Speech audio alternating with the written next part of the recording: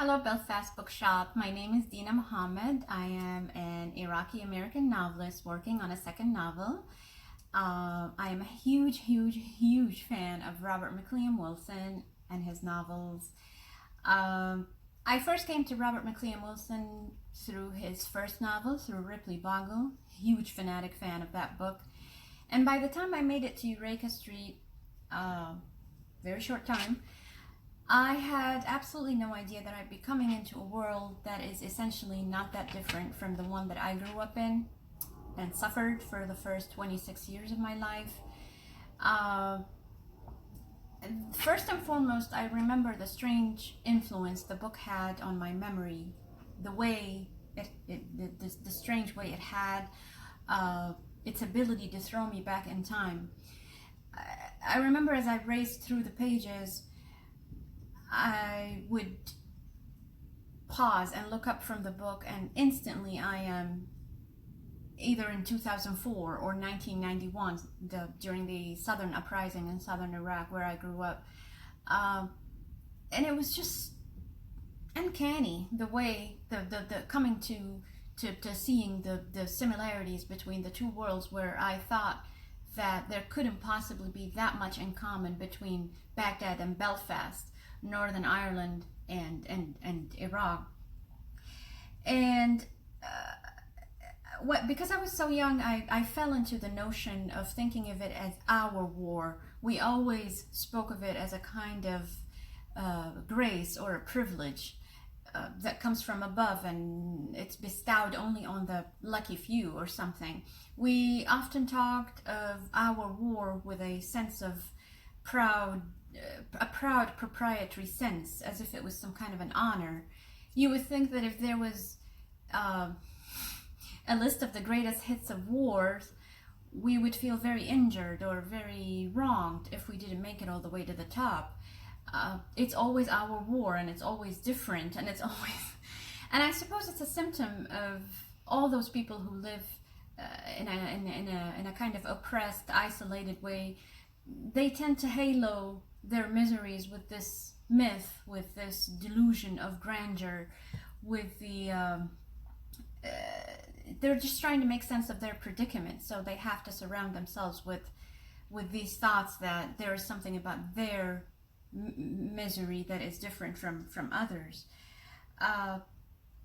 So imagine my utter shock and surprise when I was reading Eureka Street and I came to realize that there was nothing about our war that was either unique or unprecedented. So I was blown away by the simple, quote-unquote, fact that the two worlds are so achingly similar. And come to think of it, that is what great literature is all about. It reveals our ignorance to ourselves, first and foremost. It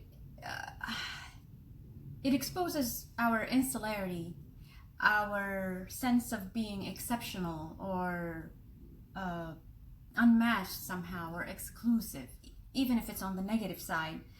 But here's the other thing. Here's the other distinction about Eureka Street being a book about these kinds of things as opposed to other books. What makes it a novel about Ireland like no other is also what makes it about a novel about evil and death and friendship and love like no other. And that is, when you're talking literature, the author's own particular perspective. And reading both Ripley Boggle and Eureka Street, I have the sense that Wilson has a kind of childlike fascination with evil. He can observe it with a kind of surgical concentration, and then he has this ability to render it in this beautiful style, completely unmatched by any other writer, living or dead. And it's that childlike fascination. He observes it and he can talk about it, but it's as if he doesn't understand how the damn thing works. He can't bring himself to understand how a human being can come to do this kind of violence to another human being. He doesn't seem to have, even in the least, a way to disable this intricate mechanism that makes this damn thing rolling and twisting and killing and murdering. And this is where his genius comes in. It's the ability to use language to make the subject as unfamiliar as possible, in the hope that you can, at least for a little bit, become a little bit comfortable. So if you think about the way he talks about the blast scene at the sandwich shop, people there stop existing as opposed to simply die or get blown up or get murdered. They stop existing. And this is where you use language to make something that is so mind-boggling as unfamiliar as possible, in the hope of coming close to getting acquainted with it, restore a bit of your sanity thinking about it. And I almost believe that it's thanks to that childlike fascination with evil that you get the sense that Wilson almost refuses to give in to the tragic aspects of his subject, the subject of war and violence and terrorism, at the expense of its essential absurdity. So a favorite word with him is always, whether in books or interviews, is sordid.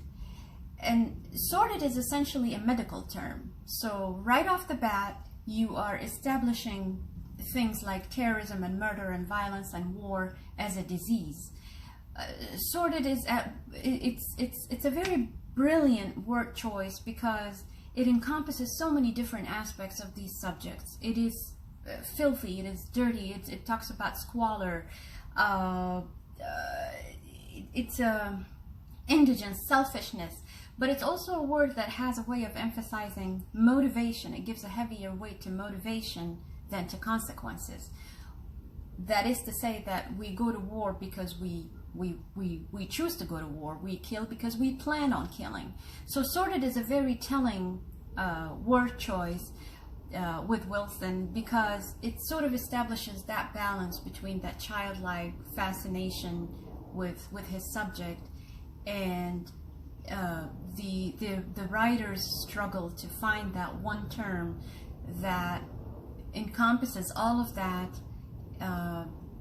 without sacrificing one aspect or the other.